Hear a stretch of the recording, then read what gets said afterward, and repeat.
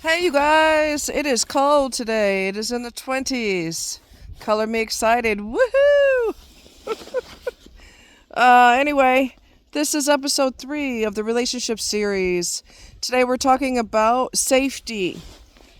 You should provide safety for your partner. Both of you should provide that to each other. Spiritual, emotional, financial, psychological. Safety.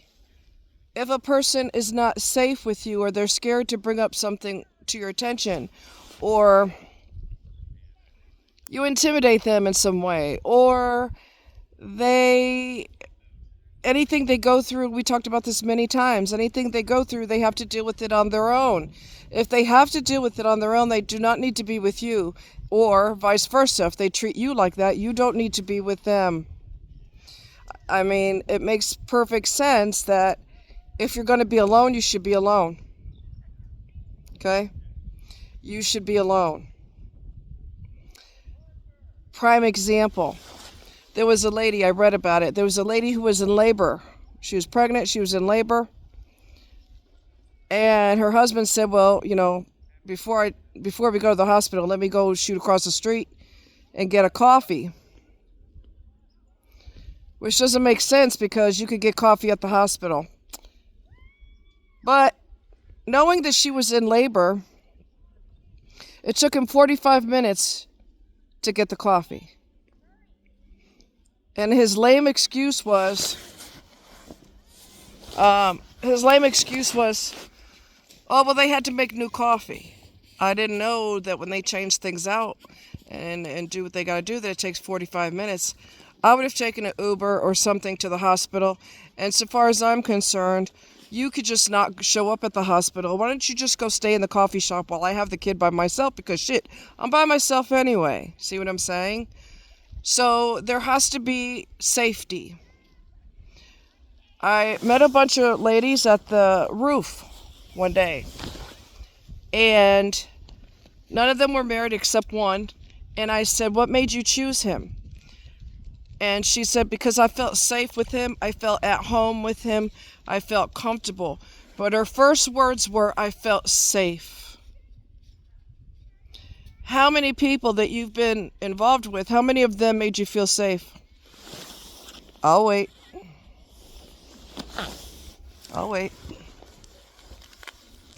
How many of them made you feel safe? If they're toxic, none of them. Some of them are so emotionally lazy that they're not even going to fake it in the beginning because they're a sloth. So I'm just, too lazy to even pretend, which is probably a good thing because you see who they are quicker than if they did fake it. Okay? So you definitely have to have safety. You have to have emotional protection, financial protection, Some toxic people are the types that they will spend your money and put theirs in the bank. And hear them tell it, oh, I work for free. My job don't give me no kind of money. Which is a goddamn freaking lie. But that's the lie they're going to tell you. I make $1 an hour. Which is not true. With toxic, selfish people, especially narcissists, they're going to keep their money and keep telling everybody, lying to everybody, and saying, I'm just broke, I'm broke. Sure you are. So there's a difference between being broke for real and lying and saying you're broke because you'd rather take advantage of other people, right?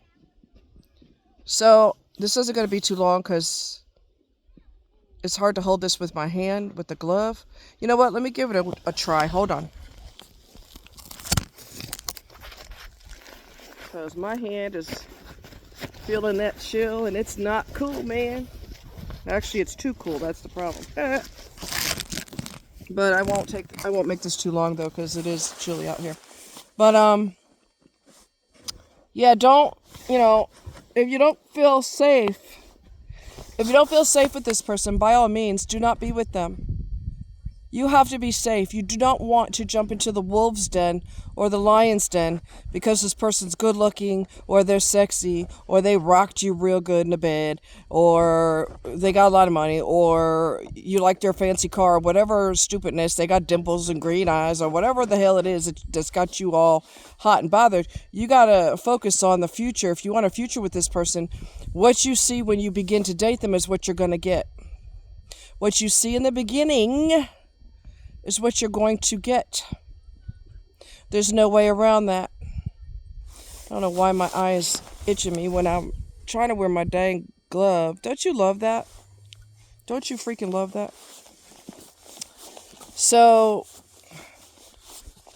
don't sign up to be in a lion's den, please. You've got to be safe. Ask yourself, do I feel safe with this person? If there was a crisis tomorrow, do I have to deal with it by myself? Do I have to have an Uber take me to the hospital because my partner is a tremendous loser and would never bring me to the hospital? Dump that person the same day. Get you a ride from somebody else and dump them the same day. I don't give a damn if you've been married for 50 years. You get a lawyer and get rid of them. It makes no sense to suffer. Shut your mouth. Shut your mouth. Shut it. Hey! I said stop. Milo! You're going to leave in a minute if you don't stop. Anyways, sorry guys. Kids, they like to act a fool when you're busy. Anyway. Yeah, time means nothing. And if that person was Mr. or Ms. Wonderful until you need them the most, and they left you deserted, well shit, there's your sign. Time is irrelevant. If I've been with you for 100 years, it don't make a difference. And then you all of a sudden reveal who you truly are. Of course, you'll see red flags be way before that, right? Milo, stop it.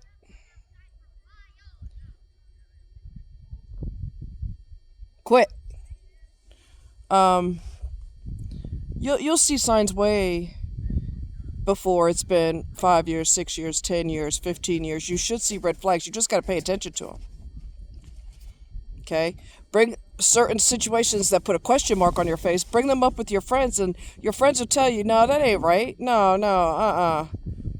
And if that person, a lot of times they'll isolate you from people that are your friends or people that you're tight with. They will deliberately isolate you because they know that even if your brain is not really totally realizing what's going on, your friends could see. Your friends will be like, no, I wouldn't put up with that shit. So to prevent that, toxic people, no, you're fine. You're okay.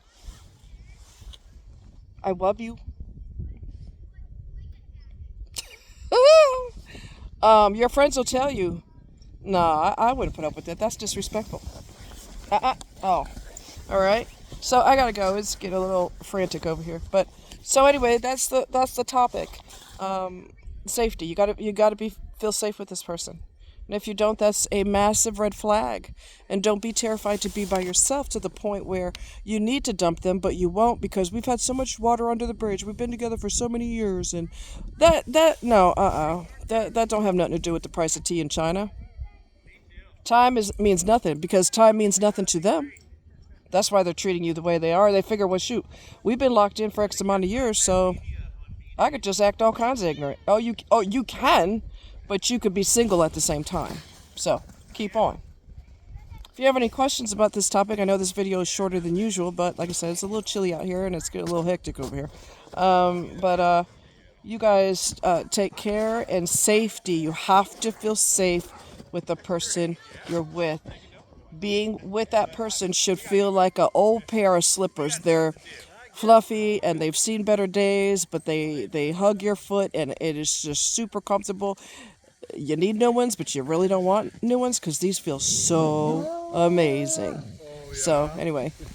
Good, how are you? It's good to see you. So anyway, guys, I gotta get going. Hey, what's up? How are you? Where's Connor?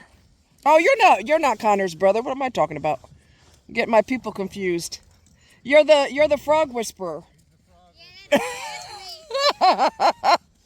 Anyways, sorry guys. It's all good. I'm not sure who's there. Somebody forgot him. Sorry, guys. I'm sorry. So, that person should feel like a old pair of jeans or like a pair of socks a pair of, well, socks too, but slippers that are just super comfortable and you put them on and your feet are like, oh, yeah. That's how your partner should feel. Okay? And anytime they leave you to the wolves, I don't care what their reason is. I don't care what their excuse is. You cannot be so terrified to be by yourself that when someone treats you very, very, very badly, that you still stay. You got to love your own company. You have to love your own company and you have to love yourself so that you don't desperately stay with somebody because you don't want to deal with somebody else's BS. This is the BS you know as opposed to the BS you don't know. You don't want to be in that situation. You just don't. Life is too short. And the stress will make your life shorter. You'll start having high blood pressure and, all these other health problems could start building up, propensity towards a heart attack or stroke or whatever the case may be, kidney failure, liver failure, cancers, because of stress. Stress will literally kill you. I've said that time and time and time again. Is this person worth dying for? I don't think they are. Okay? So it should be mutually a safe place for everybody, for both of you. And if it's not, it's time to jet.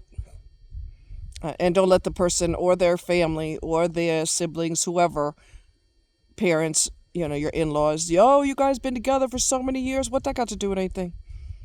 Your son or your daughter is still treating me like absolute crap. So they don't care that we got a lot of water under the bridge. They don't give a damn. Why should I? And family needs to stay out of it anyway. Because chances are all y'all are toxic. It's not uncommon for the entire family to be toxic. So who wants to stay with your loved one that you're trying to defend when that person's a monster? Okay? You gotta feel safe with that person. All right? Much love. You guys take care. Bye.